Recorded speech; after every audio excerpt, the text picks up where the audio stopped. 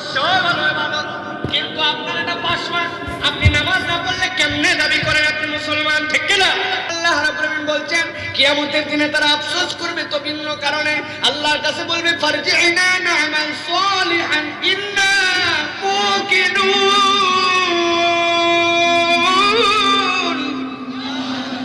এই রাব্বুল আলামিন, আমরা ফেরত যেতে চাই কি জন্য?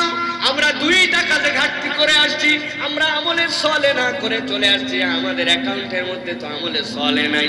তার মানে বোঝা গেল কেবল নামাজ রোজা হজ যাকাত নয়, প্রত্যেকটা ইমানদারকে এক্সট্রা কিছু ভালো কাজ করতে হবে, ঠিক কি না? আমার রাসূল বলেছেন ভালো কাজ নম্বর 1, মনে রাখবেন, আমার নবী বলছেন আইয়ুল আমালি আফদাল ইয়া রাসূলুল্লাহ, হে রাসূল সবচেয়ে ভালো কাজ কি? আমার নবী 16-17 জায়গায় তার উম্মতকে বলেছেন আতইমুত তুআম, আতইমুত তুআম, মানুষকে খাওয়াও, মানুষকে খাওয়াও, মানুষকে খাওয়াও। মানুষকে খাওয়াও মানে ফকির মিসকিনকে নয়, আপনার সাধ্যের মধ্যে থাকলে, মানুষ পাইলে আপ্যায়ন মেহমানদারি খাওয়ানোর টেন্ডেন্সি আপনার মধ্যে থাকতে হবে। আল্লাহ নবী বলছেন 2 নম্বর ভালো কাজ সালাত আদায় করো মানুষ যখন ঘুমায়া থাকে। তার মানে কেবল 5 ওয়াক্ত নামাজ নয়, ওই যে এশার নামাজের পরে বাড়িতে গেলেন সবাই ঘুমায়া, ফজরের সময় উঠবে, ওই ফাঁকে বান্দা উঠে উঠে আল্লাহর কাছে চোখের পানি ছাড়ে।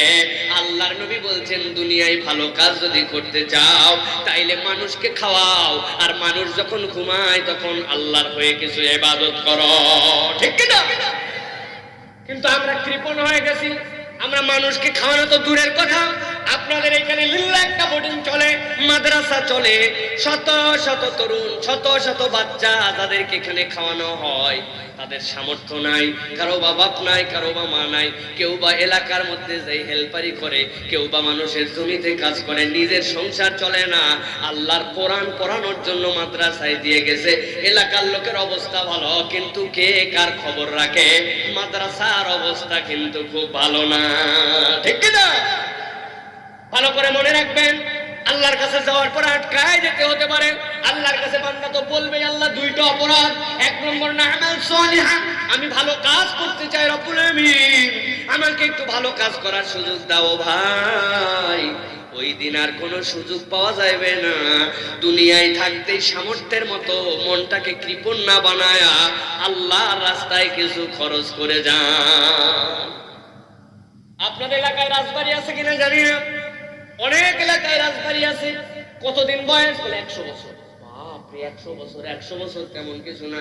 আমার দাদা 98 বছর মারা গেছে, কিন্তু বলতেছি এই জন্য ভাই, অনেক রাজবাড়িতে আপনারা বেড়াতে গেছেন, নাটোরের গণভবন, অমুক ভবন, তুমুক ভবন, বড় বড় জায়গাতে যাওয়ার পরে দেখতে পান কতগুলা রাজবাড়ি, কিন্তু খবর নিয়ে দেখছেন নাকি কোনোদিন ওই রাজবাড়ির রাজা গেল কই? আচ্ছা, রাজা না হয় মরে গেছে, রাজার বেটা গেল কই? বুঝলাম রাজার বেটা মরে গেছে, রাজার নাতি গেল কই? রাজার পোতা গেল কই?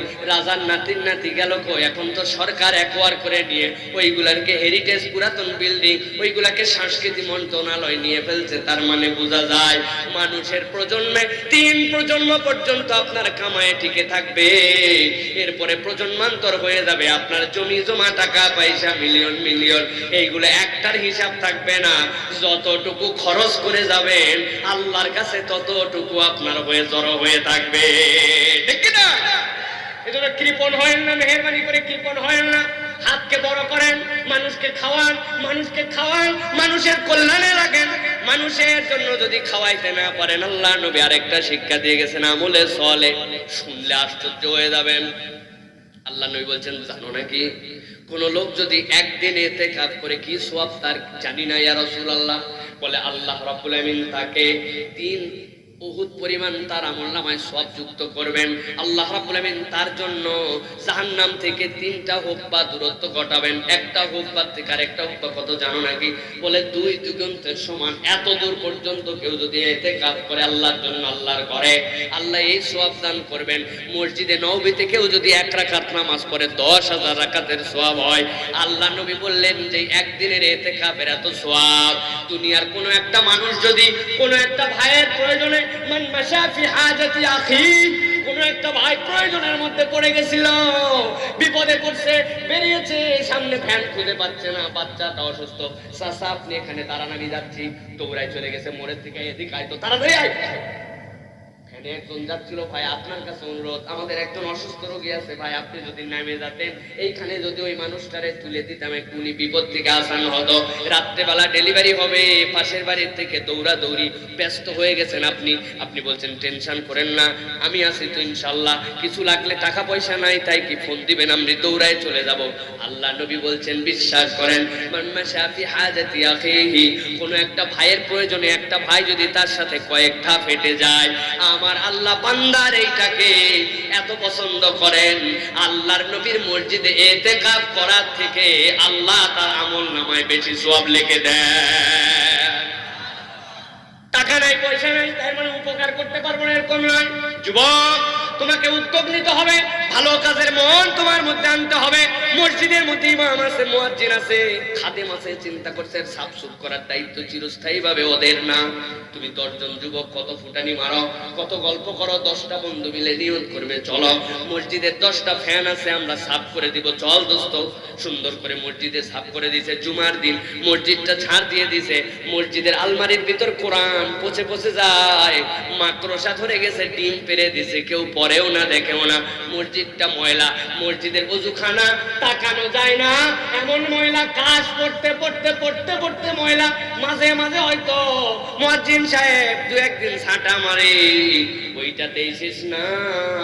তোমার মন থাকতে হবে ভালো কাজের নিয়তে, আল্লাহর ঘর ঝাড় দিয়ে দেই, আল্লাহর ঘর পরিষ্কার করে দেই, এলাকায় সুন্দর করে গাছ লাগানোর উদ্যোগ নেই। কোনো একটা মানুষ রক্ত নাই, রক্তের কারণে আটকায় গেছে, ডেলিভারি কেসে আটকায় গেছে, থ্যালাসেমিয়ার কেসে আটকায় গেছে, তুমি তোমার রক্তের গ্রুপ জানো মিয়া, 3 মাসের মধ্যে তোমার রক্ত সাবেক হয়ে যায়, পূরণ হয়ে যায়, তুমি দৌড়ায় চলে গেছো, আমার রক্ত এ পজিটিভ বি পজিটিভ, ভাই আমার রক্ত নেন, আমার রক্ত নেন।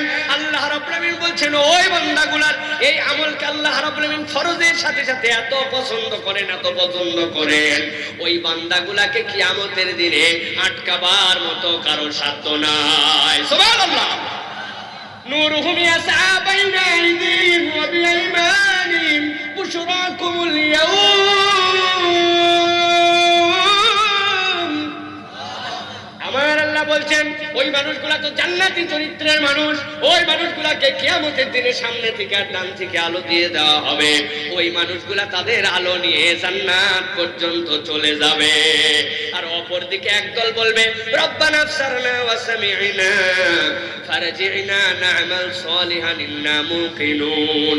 আজকে আমাদের আফসোস আর আফসোস, আজকে সব চোখে দেখে ফেলছি, সব কানে শুনে ফেলছি, আল্লাহ আমাদেরকে একটুখানি দুনিয়ায় পাঠাও, ভালো আমল করব আর পূর্ণাঙ্গ মুমিন হব। আমার আল্লাহ বলবেন কোনো সুযোগ নাই, ঠিক না? তাহলে প্রথম আয়াত থেকে আমরা কি শিখলাম? প্রথম আয়াত থেকে শিখলাম দুনিয়াতে পূর্ণাঙ্গ মুমিন হতে হবে, আর আল্লাহ রাব্বুল আলামিনের কোন আয়াতের ব্যাপারে কোনো কথাবার্তা বলা যাবে না। দ্বিতীয় আয়াত থেকে শিখলাম আল্লাহর কাছে দুনিয়ার থেকে যাওয়ার আগে কিছু আমল করে নিজের জিন্দেগি গঠন করে তারপরে যেতে হবে, ঠিক কি না?